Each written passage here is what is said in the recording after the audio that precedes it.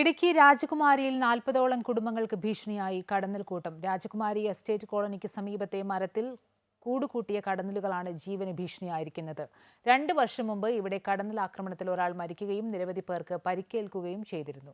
കാർഷിക തോട്ടം മേഖലയായ ഇടുക്കി രാജകുമാരി ഗ്രാമപഞ്ചായത്തിലെ ഖജനാപ്പാറ രാജകുമാരി എസ്റ്റേറ്റ് തൊഴിലാളി കുടുംബങ്ങളാണ് ജീവൻ പണയം വെച്ച് കഴിയുന്നത്. കടന്നലാക്രമണത്തിൽ നിന്ന് സംരക്ഷണം ആവശ്യപ്പെട്ട് കഴിഞ്ഞ 15 വർഷമായി സർക്കാർ ഓഫീസുകൾ കയറിയിറങ്ങുകയാണ് എസ്റ്റേറ്റിലെ 40ഓളം കുടുംബങ്ങൾ.